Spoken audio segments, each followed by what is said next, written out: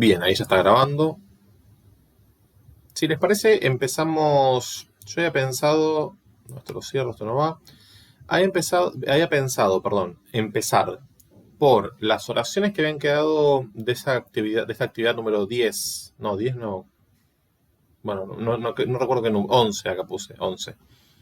De la actividad número 11 al final, ¿sí? Ese último punto 8 con 6 oraciones, revisarlas y después ir para atrás en el tiempo, porque nunca corregimos, no sé si ustedes se acuerdan, esta actividad 8, estas oraciones, nunca las corregimos. Entonces, si les parece, podemos, a ver, ahora un segundito que me están tocando la puerta, pongo pausa, ahí va. Yo creo- Profe, Sí. no sé qué piensan las chicas, pero yo nunca hice esas oraciones porque habías dicho que no, que esa parte no la hagamos. Así que si nos toca corregirla hoy, no tengo nada hecho, la actividad 8, digo. Ah, no, yo por Yo eso. no las tengo, tampoco. En realidad, quien me hizo notar que nunca habíamos corregido esto, que había quedado no sé, en el mare magnum de oraciones, había quedado esta parte sin resolver. Creo que fue Graciela, ¿no? Que me hiciste notar que faltaban estas. ¿Puede ser? Hola, ¿qué tal? Buenas Ah, noches. Sí, esa es la actividad, hola, esa es la actividad 8, subjuntiva e imperativos. claro. Subjuntivos, sí. Lo que pasa es que fue cuando nos cortamos con las vacaciones. Yo tampoco por ahí las tengo, a mí me costó hacerlas, así que por eso pedí si se podía resolver. Sí, sí. Claro, si les parece, la podemos resolver juntos, juntas, en este espacio, si están de acuerdo. O prefieren hacerlas y las vemos en otro momento. Como ustedes quieran, ¿eh? Yo pienso porque lo que tenemos previsto para hoy es corregir esas 6 oraciones porque el grueso de la otra actividad, de la 11 me refiero, es una cosa mecánica de morfología, cuyas soluciones ya las publiqué como para ser más rápido, que por supuesto si hay alguna duda la vemos. Pero esto me parece que lo vamos a ver rápido, por eso digo, hagamos una cosa. Avancemos con esto y después vemos qué quieren hacer. Hacemos lo que prefieran. Me da igual, digamos. Bien. La primera oración que teníamos en esta actividad dice: Mos erat laudare in proelis interfectos. ¿Ven que alguien quiere entrar?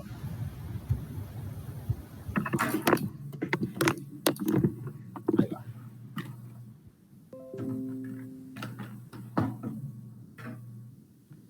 Bien, si vamos de atrás para adelante, como sugiero hacer cuando, no solamente cuando la oración es larga, que no sería el caso, sino cuando hay más de una forma verbal, eh, que esto ya va a ser frecuente a partir de ahora, bueno, poder entender los niveles de análisis. Me parece que sirve esto de ir de atrás para adelante. Tenemos interfectos, que es un participio, y tenemos laudare, que es un infinitivo, y el verbo conjugado, que es erat.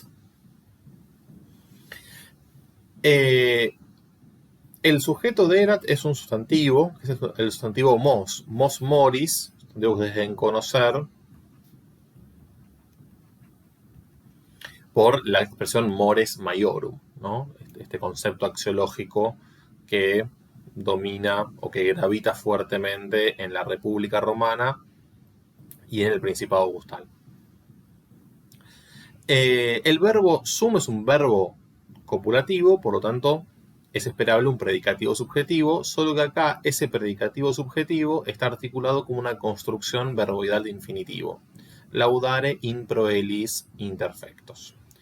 Recurso a la estructura, laudare in proelis interfectos, y noten algo muy particular que tenemos acá, que este interfectos, que es un participio, como decíamos antes, es el participio de interficio, está sustantivado, es decir, está cumpliendo una función propia de un sustantivo, la de objeto directo. ¿Por qué? Porque en realidad no hay otro acusativo plural al cual modifique. Entonces acá rige este criterio que habíamos visto en otra ocasión, a propósito de los adjetivos en general y no de los participios en particular, acerca de que cuando un adjetivo aparece en una oración y no concuerda con otro sustantivo, es decir, no hay otro sustantivo en el mismo caso, en el mismo género y en el mismo número al cual modificar, es porque ese adjetivo está funcionando en ese contexto como un sustantivo, se ha sustantivado. Esto mismo puede ocurrir con un participio, porque el participio, en definitiva, es un adjetivo verbal, pero adjetivo al fin. La manera de darse cuenta es, bueno, hay un adjetivo o un participio y no hay otra palabra en ese contexto con el mismo caso, con el mismo género y con el mismo número. ¿Sí? De hecho, no hay ni siquiera en acusativo, hay otra palabra en toda la oración. Por eso es que esta construcción verbal de participio cumple una función inesperada, porque hasta por lo general siempre veíamos que la construcción de participio o bien era atributo o modificador directo o bien predicativo, ya sea subjetivo u objetivo. Bueno, ahora vemos una construcción de participio con función de objeto directo porque el participio se ha sustantivado. Por supuesto hay que recursarla a su vez y tenemos el núcleo de interfectos, in proelis es el circunstancial del lugar con forma de ubi. La traducción queda: era costumbre alabar a los caídos en batallas. Fíjense que al traducir estamos obligados a poner un artículo justamente para sustantivar el participio, ¿no? Cuando uno pone a un artículo más un participio o un adjetivo, en castellano esa es la manera de sustantivar. Acá yo tengo una pregunta. ¿Se puede? Ah, no se escucha, Enzo. Ah, ¿no? Ahí, ahora sí. Ah, perdón. Yo hice, o sea, me quedó igual la traducción, pero lo único que estaba en duda, que de hecho lo hice por el otro camino, fue dejar improelis como aparte. Hice algo raro que es cortar el predicativo, pero como que me parecía que improelis podía ir suelto. Era costumbre en los combates alabar a los caídos. A los caídos claro, como que en las batallas por separado. No está mal. Yo lo veo más vinculado con interfectos, pero no está mal lo que decís. Eso supone, digamos, hacer esto, ¿no? Yo también lo hice como Miri. Supone esto, digamos. Supone cortar la construcción de infinitivo y retomarla y dejar improelis afuera. Sí, Claro. Sí, yo Supone también. esta mutilación, digamos. Sí, es medio obviamente rebuscado, pero como a veces pasan esas cosas, yo dije, bueno. No está mal, ¿eh? No está para nada mal. Yo cuando lo resolví lo vi más vinculado con interfectos, pero no está nada mal lo que decís. Es cierto que es frecuente. Sí.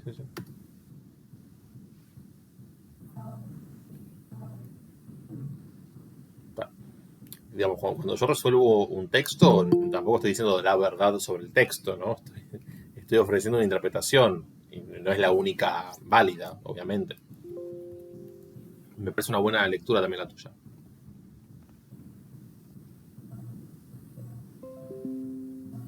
Bien.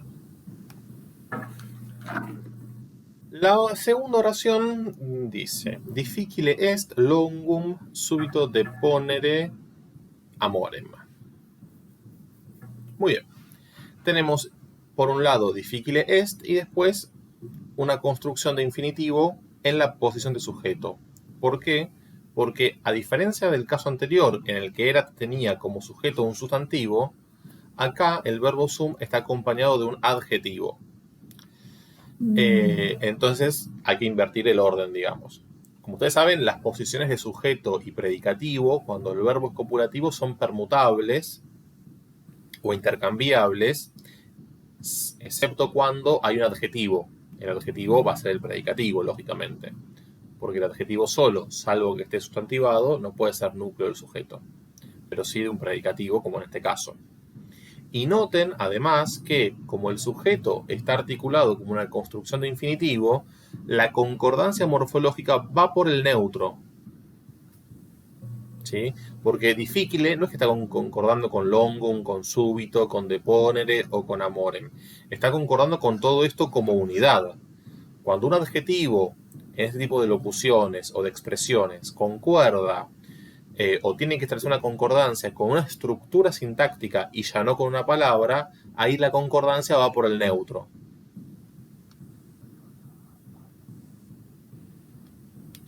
Recursamos la estructura y es muy sencillo, ¿no? Tenemos el infinitivo deponere y dos modificadores verbales.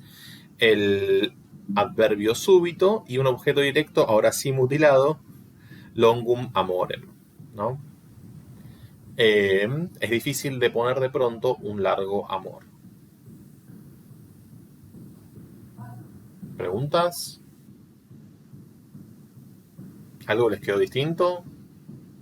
A mí no me queda claro por qué no podría ser como la anterior. O sea, que el sujeto sea difficile y... ¿Cuál es un adjetivo? Difficile. Si es un adjetivo, salvo que esté sustantivado, no puede ser sujeto. El sujeto es una construcción nominal, sustantiva. Un sintagma nominal, con núcleo en un sustantivo. Eso es un sujeto, digamos, desde el punto de vista de la descripción estructural. Si no hay un núcleo sustantivo, tiene que haber una clase de palabra o una estructura equivalente a un sustantivo, que puede ser o un pronombre, una construcción de infinitivo o una proposición sustantiva, una proposición inglesa sustantiva, o un adjetivo, pero sustantivado. Pero no es el caso. Yo difícil lo puse igual, pero no entiendo por qué es sujeto la construcción verboidal de infinitivo. Esto es difícil, ¿no? Digamos, esta estructura sí, vos la podés reemplazar mentalmente por esto. Sigo sin entenderlo, perdón. Sujeto, predicado. La construcción de infinitivo ocupa el lugar digamos, de un sustantivo, por un lado. A esto vos no le podés poner objeto directo porque el verbo no es transitivo. Ok. Listo. ¿Alguna pregunta más? Sí. Para que esté sustantivado tenía que ser neutro plural. No solamente, fíjate que acá tenés masculino plural. Cuando está en neutro plural, lo que ocurre es que ahí repones cosas, el sustantivo cosas. Cuando es neutro plural. Y si difficile estuviese en plural, ahí sí podría ser. Sí. Difficilia, debería decir.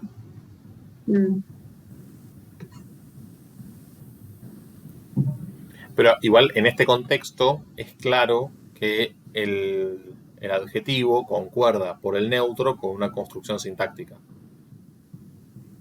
Esto es difícil. Esto, en el caso de esta oración, está articulado como una construcción verboidal de infinitivo.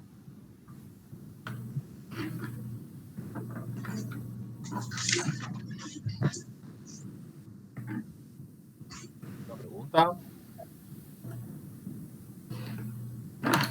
No. Después tenemos esta. Eos, ferro, trucidare, oportebat. Verbo de segunda conjugación, oportet, impersonal. Recuerden que los impersonales los reconocen porque termina en T, la primera forma que aparece en el enunciado. Es decir, ya aparecen en tercera persona del singular, ¿sí? Sobre todo si son los impersonales propios, digamos así. O por Tebas es el núcleo del predicado. Y como verbo impersonal, tiene un sujeto gramatical, un sujeto sintáctico. En este caso, nuevamente, articulado como una construcción de infinitivo. ¿Sí? Eos, ferro, trucidare. Cuando recurso a la estructura, tengo 3 elementos. El núcleo del predicado, que es el infinitivo. El objeto directo, eos, que es el pronombre is, eaid. Y ferro, que es el ablativo instrumental, un circunstancial instrumento. Entonces, bueno, era necesario degollarlos, este es el eos, con el hierro. Si le puse oración... Ay. Si le puse oración unimembre, estoy muy errada. En castellano, bueno, ni siquiera en castellano, en castellano, nuevamente, uno puede decir esto era necesario. En castellano tenés esto. En latín no es unimembre porque hay sujeto y hay predicado.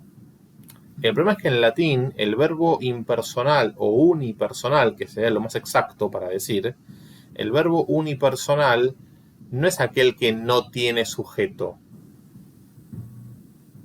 sino aquel que construye como sujeto un sujeto gramatical, no un sujeto personal. Entonces hay que distinguir estos dos conceptos, es fundamental eso, diferenciar lo que es un sujeto personal, alguien que realiza la acción, de un sujeto gramatical, un sujeto sintáctico. ¿Es esto del sujeto desinencial o no? No, sujeto desinencial es una denominación alternativa al sujeto tácito. Es decir, un sujeto que se desprende de la desinencia personal. Okay. Cuando vos tenés un sujeto tácito, es porque no lo tenés expresado. Y lo suponés en función de la desinencia personal. Las lenguas, como el castellano y el latín, que cambian según la persona de desinencia, ¿sí? Y son todas distintas, a diferencia de lo que ocurre con el inglés, claramente, o con el francés ocurre, pero después son todas iguales las desinencias, por eso no admiten el sujeto tácito, y lo mismo pasa con el alemán. Son lenguas reticentes al sujeto tácito o desinencial. Pero las lenguas como el latín o el castellano, que tienen una diferencia notable entre cada persona gramatical en cuanto a la desinencia personal, toleran bien ese sujeto tácito o desinencial. Desinencial se refiere a la desinencia personal del verbo. Perdón, porque no entendí. Entonces, porque yo puse todo predicado y al costado puse oración unimembre, sujeto no personal, gramatical. Estaría mal, tendría que distinguirlo en latín, poner igual sujeto y predicado. Claro, es que el sujeto, a ver, primero, sujeto y predicado son dos nociones interdependientes, porque el predicado dice algo de un sujeto, eso significa predicar, digamos. Es decir, que no puede haber uno sin el otro. Si uno pone oración unimembre y a todo le pone predicado, ahí hay un contrasentido, digamos. Por un lado. Por el otro, que el sujeto sea gramatical no significa que no haya sujeto. Significa que es un tipo de sujeto distinto del sujeto personal.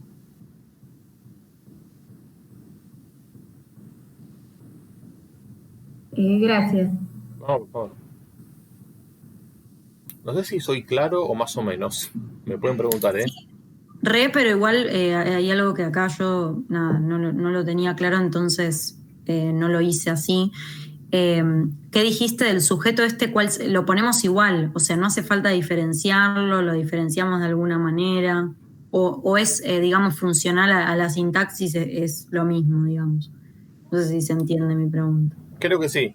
La función de sujeto, cuando yo subcategorizo los tipos de sujeto, es para explicar el funcionamiento. Pero no es que hace falta poner acá, no sé, SG, sujeto gramatical. No, nada que ver. Con poner sujeto alcanza. La función de sujeto. Después uno puede caracterizar ese sujeto. Lo importante es que vean que es una construcción de infinitivo. Entonces no es una persona que necesita algo. Claro. ¿Sí? No, yo cuando vi que era impersonal, dije, bueno, impersonal, claro, ahora entiendo que que es esto. Claro, cuando ustedes en francés dicen, por ejemplo, il pleut, llueve, o es regnet en alemán, lo mismo, o it rains en inglés, esto no es el que hace la acción de llover. Es un sujeto expletivo, es un sujeto posicional que la lengua construye porque la lengua no admite el sujeto tácito. No es una lengua, como se llaman, pro-drop. No, el castellano es una lengua pro-drop, porque puede caer el sujeto, puede haber sujeto tácito o desinencial. Esas otras lenguas que les menciono son lenguas que no admiten eso por una cuestión, o bien porque no hay diferencia en la desinencia personal para cada persona. En el inglés es muy limitado, digamos, la morfología verbal del inglés es mucho más simple desde ese punto de vista que la del castellano, por ejemplo, ¿sí?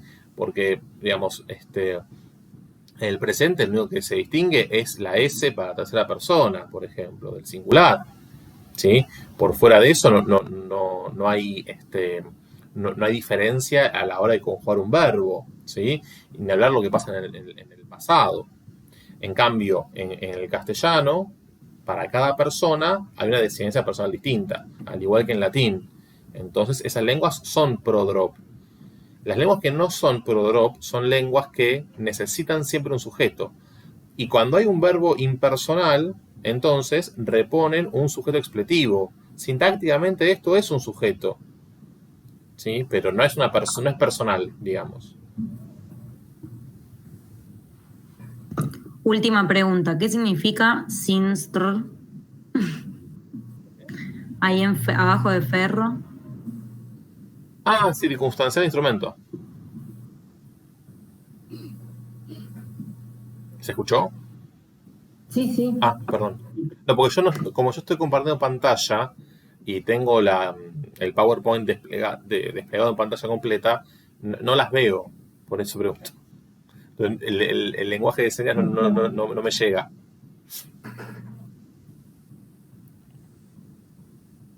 ¿Alguna pregunta en cuanto a esto? Bien. La oración 4 dice pudet, cano, capite, blanditias, dicere.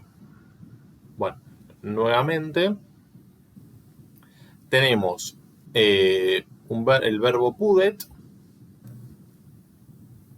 núcleo del predicado, si quieren, y el sujeto articulado como una de infinitivo. Cuando recursamos la estructura, tenemos el infinitivo dicere, infinitivo presente activo, verbo transitivo, blanditias, es el objeto directo, el único acusativo plural, femenino, y un circunstancial instrumento, cano, capite. Avergüenza, ¿no? Pudet, decir cosas tiernas, cosas lisonjeras, ¿sí? Para traducir blanditia, que es un poco difícil traducir esta palabra, con la cabeza canosa.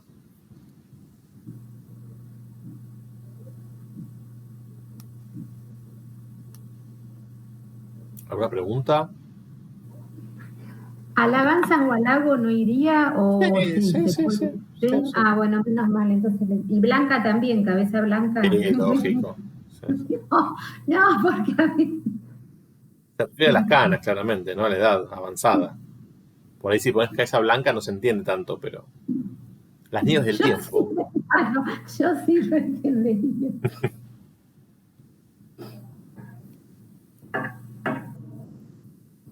Bien, en la oración 5 dice cauti milites quod ostem pergelidos montes persequentur crasis pelibus utentur. Bien, noten que este utentur, ¿sí?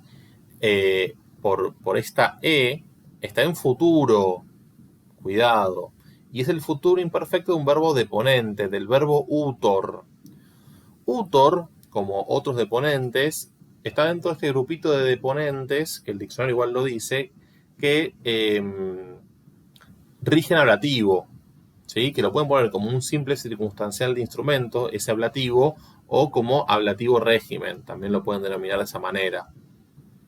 Pero tengan en cuenta esto, que hay un grupo de verbos deponentes que se construyen con ablativo, ¿sí? Que es un argumento del verbo, ese ablativo.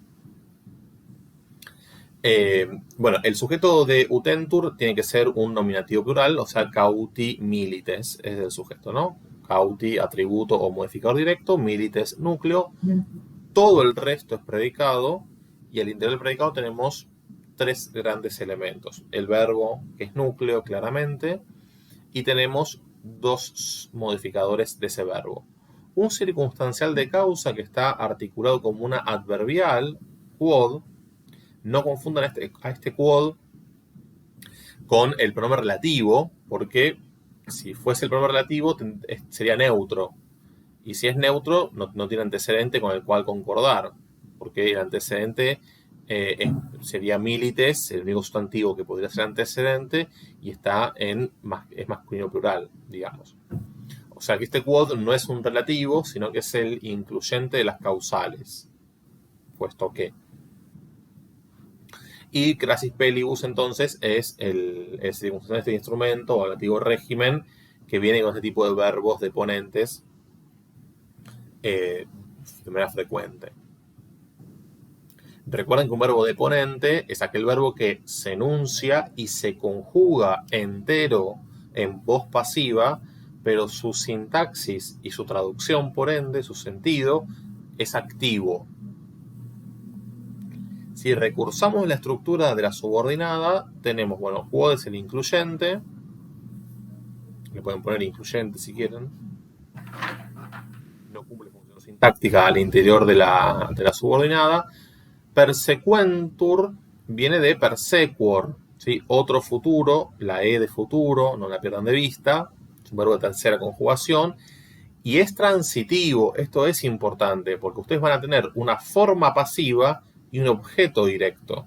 Esto no es contradictorio, insisto, porque el verbo es deponente. Y después un pergelios montes, que es un qua. Entonces, los cautelosos soldados, estos cautimilites, porque perseguirán al enemigo a través de montes helados, quodostem pergelidos montes persequentur, usarán gruesas pieles. Y me importa esto, el verbo utor, que significa usar, en latín se construye con ablativo. Pero en castellano nos va a quedar un objeto directo, porque en castellano el verbo usar es transitivo. Entonces, eso es importante para tener presente que una cosa es el funcionamiento del verbo en una lengua y en otra, digamos así. ¿Se puede volver un poquito para atrás que quiero ver una cosa de Utor? Sí. Decime.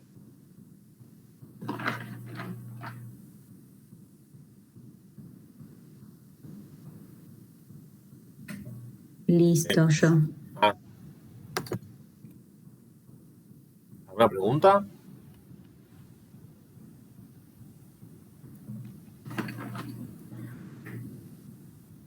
Otra pregunta. ¿El ablativo régimen esto lo dice en el diccionario? ¿O cómo sabemos? Sí. Listo. Hay una, digamos, es frecuente con un grupo de verbos deponentes que aparezca esto relativo al régimen. Utor es uno. Bueno, ahora no me acuerdo. No puse otro acá, ¿no? No. No me acuerdo si en la actividad anterior aparecía otro. Me suena. Pero sí es frecuente con los deponentes. Sí.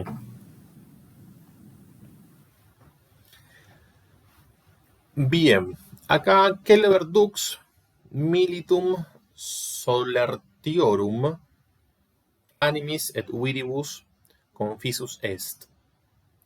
Acá tenemos un verbo semideponente, porque el enunciado del verbo confido es un enunciado que va por el infectum en voz activa y, mejor dicho, que va por voz activa para el infectum y va por voz pasiva en el perfectum. Es decir, que el paradigma está partido en dos, digamos así. Por eso es semideponente. Entonces, confisus est es el pretérito perfecto, porque es la frase verbal pasiva, pero sepamos que funciona como un verbo en voz activa. Bien, como el verbo significa confiar, es muy frecuente que estos verbos que implican digamos,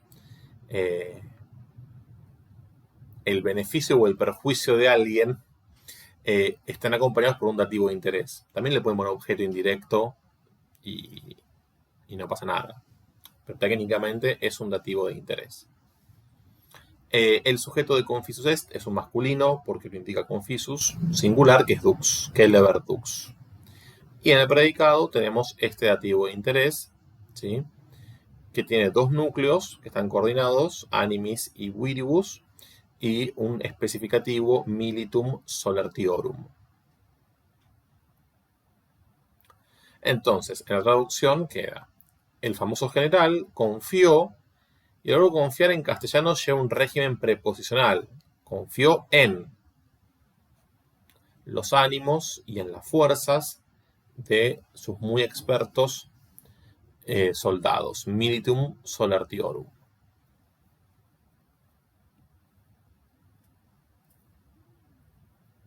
¿Preguntas?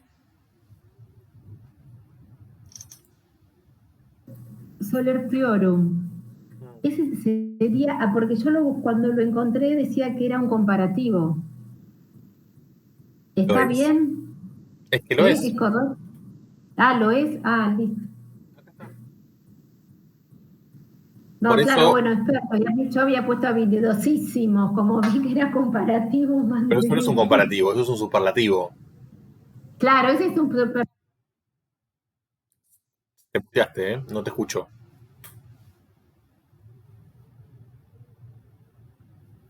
No se escucha, ¿eh? Si estás hablando. Graciela está muteada. No, es cierto, me confundí. No puse habilidoso. Eso sería superlativo, está bien, sí. Claro, lo que te quiero decir. Pero lo encontré como comparativo y dudaba de si realmente estaba bien. Claro, porque si no te da la morfología. O sea, este es el Claro. morfema de comparativo y acá tenés la desinencia de genitivo plural, como militum. Claro, por eso, porque yo lo buscaba después haciendo comparándolo con la lista que teníamos, bueno, y de los videos de comparativos, claro, me daba, y yo decía, bueno, ¿será así? Sí, está bien. Claro, acordate que el comparativo, esto lo habré explicado en algunos de esos videos, puede aparecer solo, no hace falta que aparezca un segundo término de comparación. Y cuando aparece solo, ese comparativo es un comparativo intensivo, por eso muy. Está bien, sí. Pero no superlativo. No.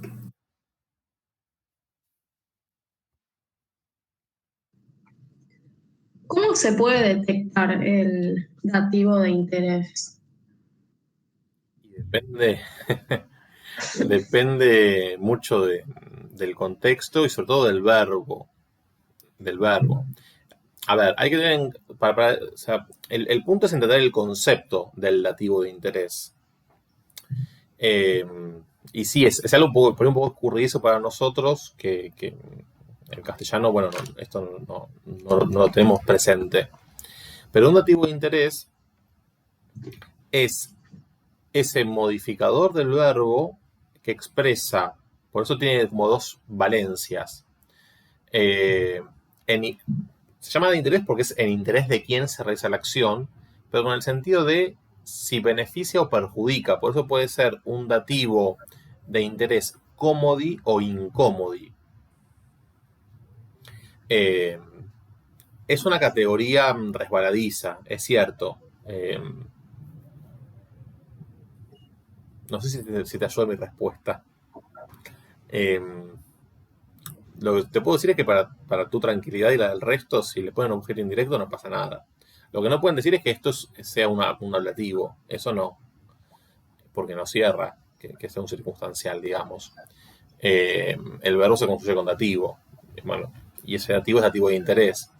Pero bueno, si genera dificultades sobre dativo de interés, lo que puedo hacer es anotármelo y buscar como más ejemplos, porque el punto del dativo de interés es más que nada verlo en funcionamiento. Pues yo te puedo dar la definición y dar el concepto, pero el concepto es tan resbaladizo que hay que verlo como en acción, me parece, para que se entienda mejor. Claro, es que en confiar en, o sea, no veo ningún beneficio, como, o sea, no veo el producto, como que no sé. Pasa que lo que pasa en castellano es que justo ese verbo, por eso digo, es justo el verbo este maldito, porque en castellano es un verbo con régimen preposicional. Digo, si yo tengo que analizar esto en castellano, yo a esta estructura le pongo complemento régimen. Entonces se desdibuja esto del dativo de interés, pero porque la gramática del castellano es así.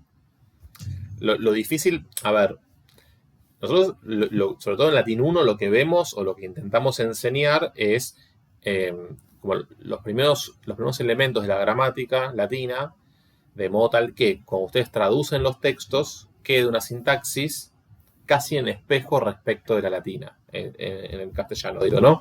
En la traducción al castellano, que una traducción lo más transparente respecto de la sintaxis latina que cuanto sea posible. Es decir, el sujeto, el verbo, los modificadores, sea un objeto directo en latín y un objeto directo en castellano, y una correspondencia, digamos, uno a uno entre las funciones sintácticas de una lengua y de otra. Ahora ya empezamos a ver otro tipo de construcciones donde esa correspondencia no se da porque las lenguas funcionan de un modo distinto. Por más que una provenga de la otra, cuando uno se pone a hacer el análisis sintáctico, encuentra que los verbos se comportan de una manera distinta en cada lengua. Esto en la castellano no es un dativo de interés, lo es en latín. Y percibirlo eso en latín, esto que te digo, yo te puedo dar el concepto, pero se percibe más viendo ejemplo tras ejemplo. Me lo anoté ya como para tener eso buscado o para armar una pequeña ejercitación sobre eso, a ver si ayuda a despejar un poco esta incógnita del dativo de interés, que la entiendo porque también la viví en su momento. Es cierto, es una categoría escurridiza. Un poco lo que veíamos recién con esto de utor, ¿no? Utor lleva ablativo, y cuando vamos a la traducción es un objeto directo. ¿Y qué pasó ahí? Y bueno, es que los verbos no funcionan del mismo modo en una lengua y en otra. Y además, con esta cuestión del uso de los casos, las categorías que estamos utilizando muchas veces son más semánticas que sintácticas. Dativo de interés poco tiene de categoría sintáctica, en rigor. Pero bueno, qué sé yo. Una preguntita más sobre la 3, porque no me quedó claro, no lo tengo anotado. No habíamos... es un sujeto. No dije nada, listo.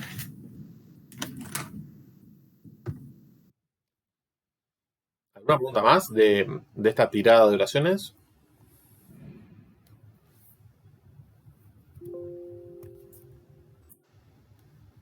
Bueno, pregunto...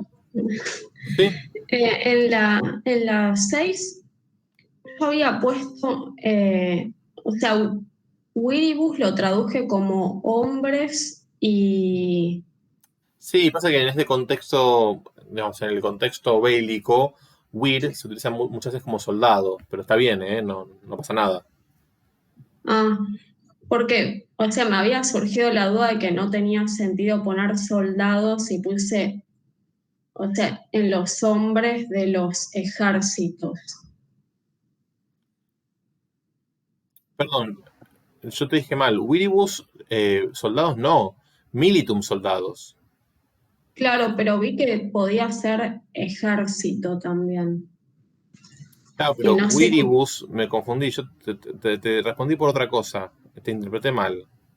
Este Wiribus no es de wir, es de wis. Por eso te interpreté mal. Esto es wis. Fuerzas. Wis. Porque wir wiri Es de segunda, no de tercera. Gracias. No, por favor.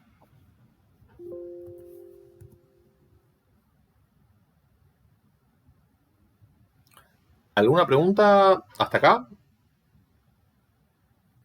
Con los verbos, con el ejercicio de autocorrección de formas verbales, ¿qué onda? ¿Pudieron, no sé, hacer un chequeo rápido de las soluciones?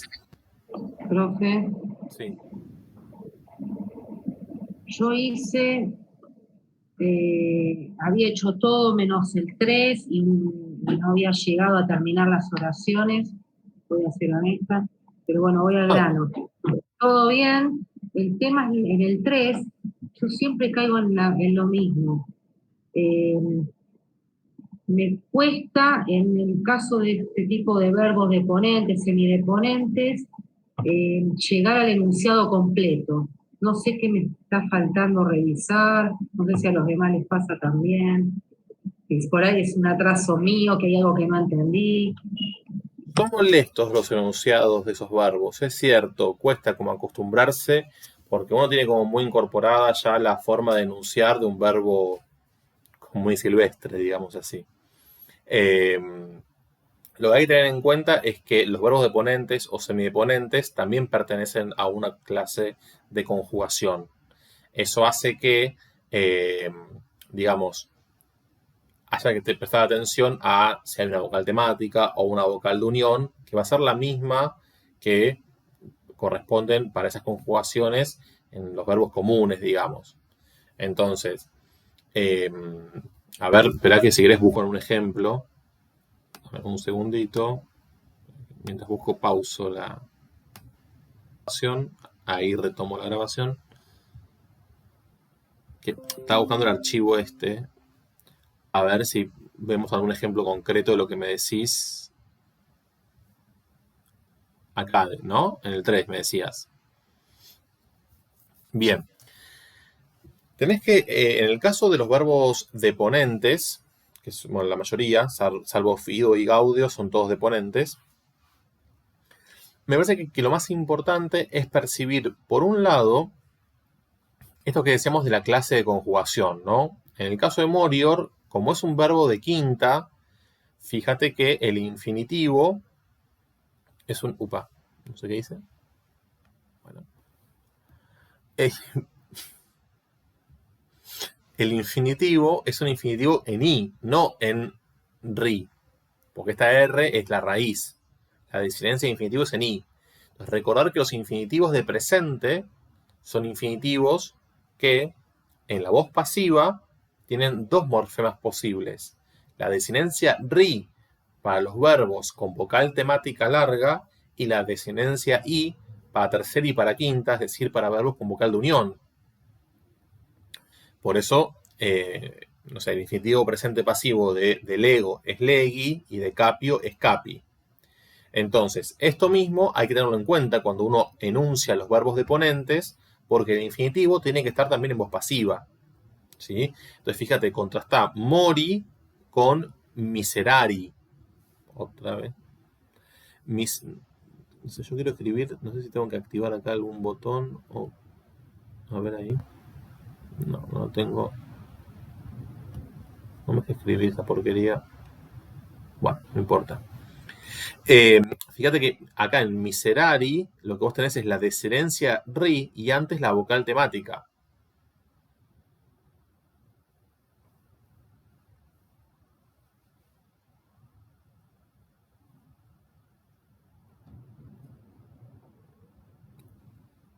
¿Alguna pregunta?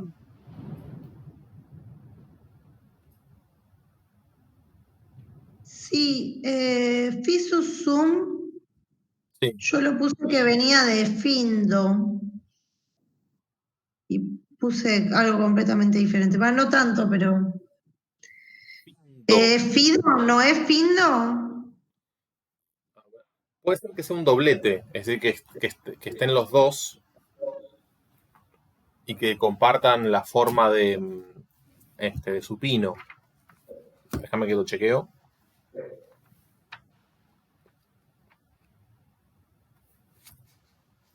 En el caso de findo, lo que vos tenés ahí es un infijo, nasal que suele caer fuera de infectum. O sea que en principio es posible lo que estás diciendo. Sí. Ok.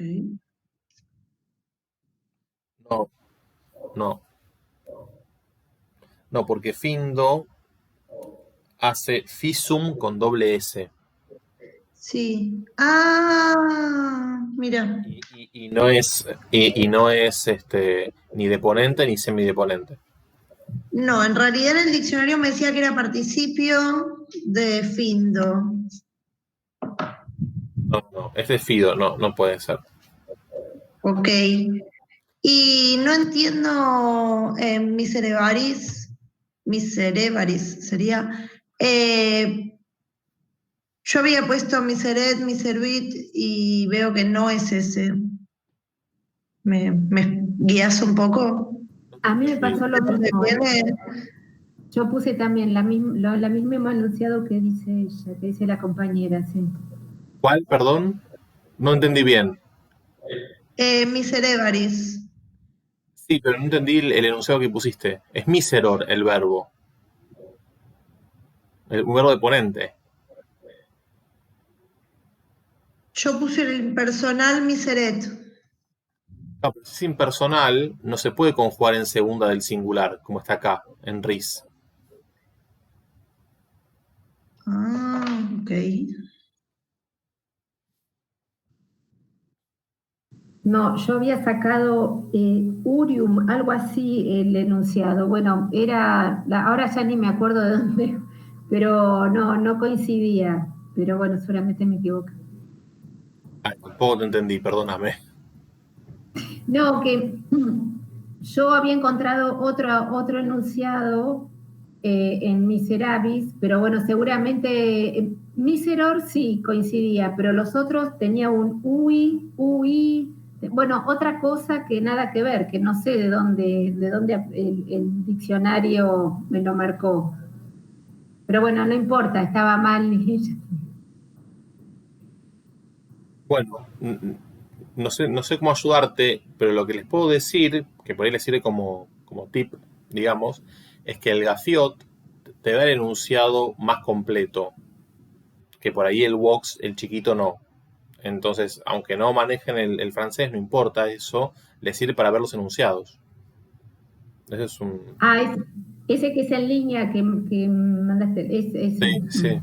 A veces lo usé. Está bien, Esto bárbaro. es útil para los enunciados. Después el significado usan el chiquito, el Vox, no hay ningún problema. Pero por ahí para el enunciado completo de los verbos, sobre todo, el gafiot es un poquito más generoso que el Vox, en ese sentido.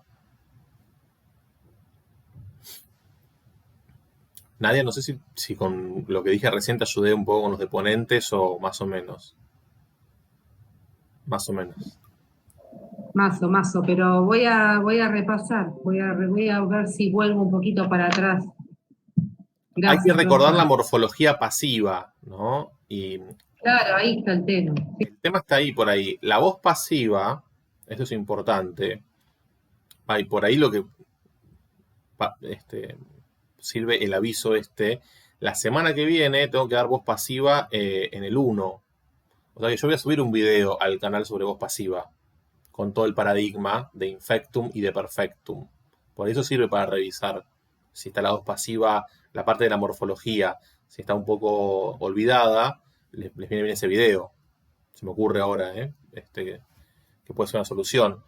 Recordar sobre todo esta idea de que en la voz pasiva hay una formación para el infectum y otra formación para el perfectum. Esto es lo importante. Y en el caso del infectum, lo que cambian son las desinencias personales. Y para el perfectum tenemos una frase verbal pasiva. Tenemos una estructura sintáctica con un auxiliar y un participio.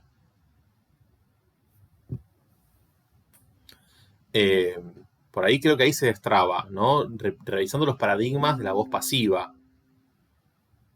Y saber que el enunciado de estos verbos son enunciados que tienen 4 formas, porque la forma de supino está subsumida en la forma pasiva del perfectum, porque tiene que ser, porque el participio de perfecto pasivo está tomado sobre la base del tema de supino. Por eso son verbos que tienen 4 formas en su enunciado y no 5.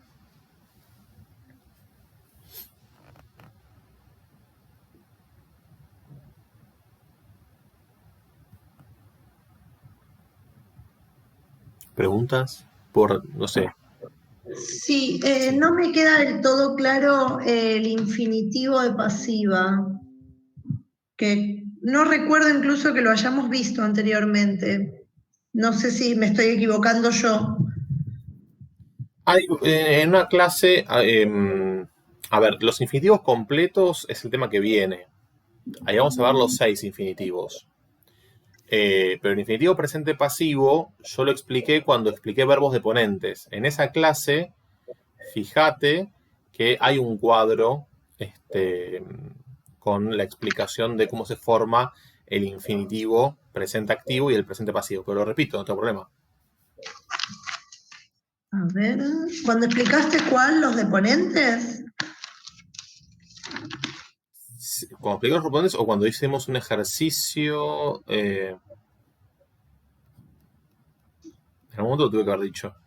Estoy casi seguro, puedo estar equivocado, pero estoy casi seguro que lo infinito no infinitivo. Eso, infinitivo, sí. Algo hablamos, pero medio por Claro, arriba. lo hablamos por arriba y diste un enunciado completo de un deponente, pero el resto como que lo fui sacando por contexto desde ese enunciado. No tuvimos una clase específica sobre esto.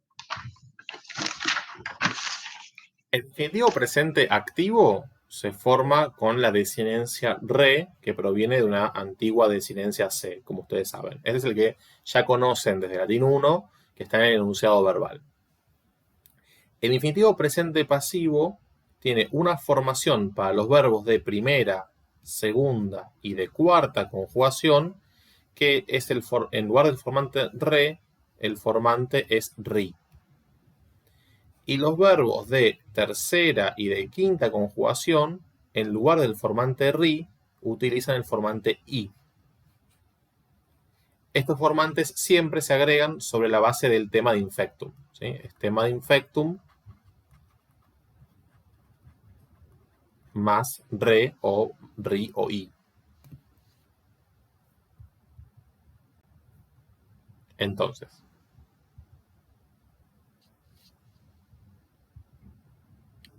si tenemos un verbo de primera conjugación, el infinitivo de presente activo va a ser la raíz, la vocal temática, o sea, tema de infectum, más la desinencia re. Amare. En la voz pasiva va a ser lo mismo, raíz, vocal temática, pero la desinencia ri. Amari. En la segunda conjugación pasa lo mismo. El infinitivo presente activo, como es una conjugación temática, se va a formar sobre la base del tema infectum, que incluye a la raíz y a la vocal temática, y la desinencia re en la voz activa o la desinencia ri en la voz pasiva.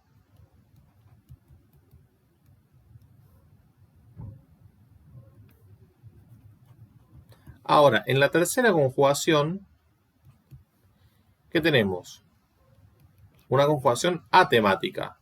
Entonces, en la voz activa, el formante también va a ser re, no va a cambiar, pero como el tema de infectum coincide con la raíz, como es en el caso del ego,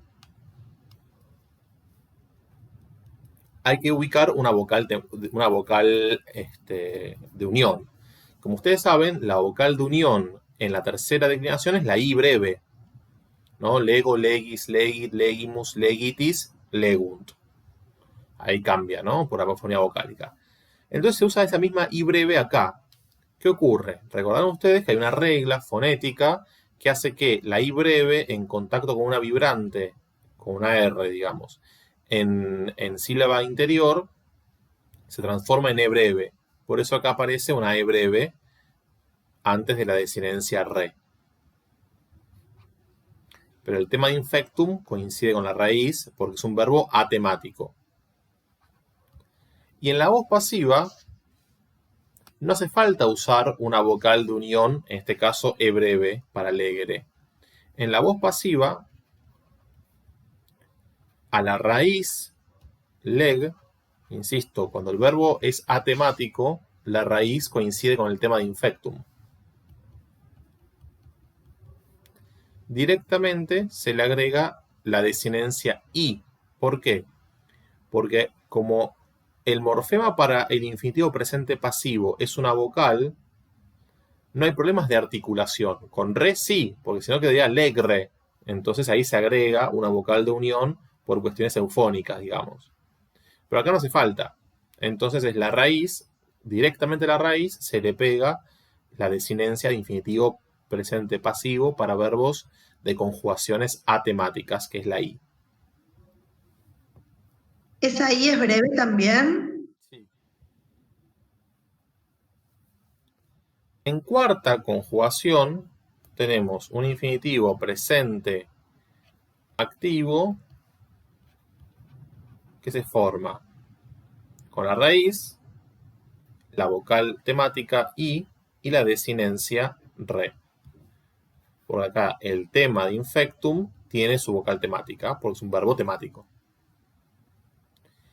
Y en la voz pasiva, lo mismo, tema de infectum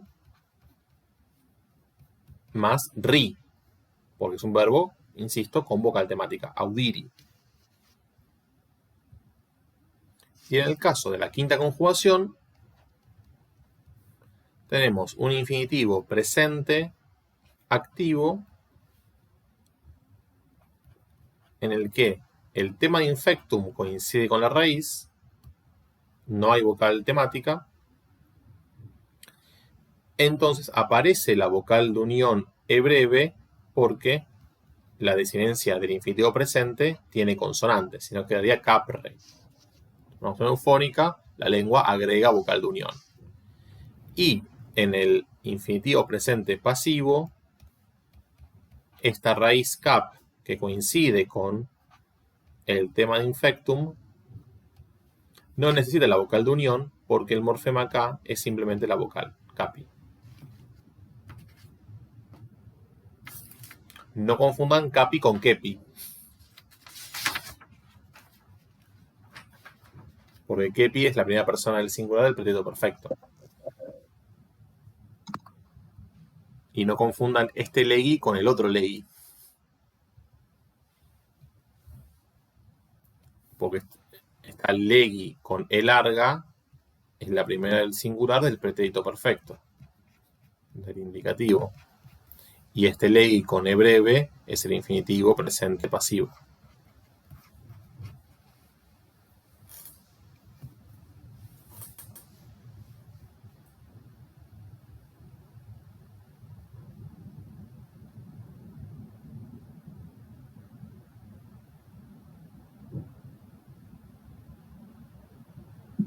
Perfecto, gracias.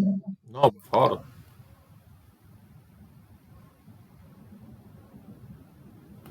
¿Alguna otra pregunta? ¿Eso lo vamos a retomar el próximo encuentro? ¿O no? ¿Qué cosa? Lo de recién, los distintos infinitivos. Vamos a ver los 6 infinitivos en el próximo video. Ok. No sufras, Nadia. No son difíciles.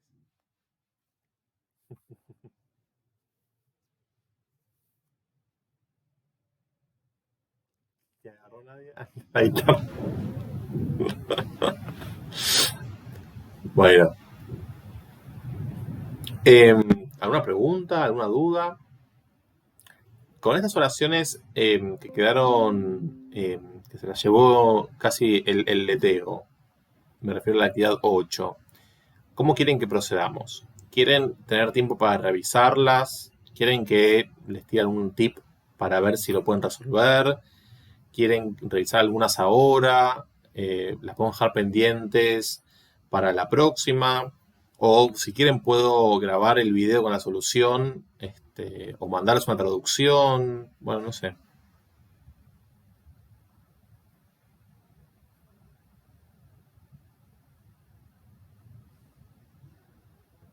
Quieren hacerlas para la semana que viene. La semana que viene no nos vemos en el sincrónico, nos vemos la otra. Pero yo la semana que viene subo un tema más de lengua, digamos. Para mí mejor la próxima, no sé. Bueno. Ahora estoy muy quemada como para ver algo.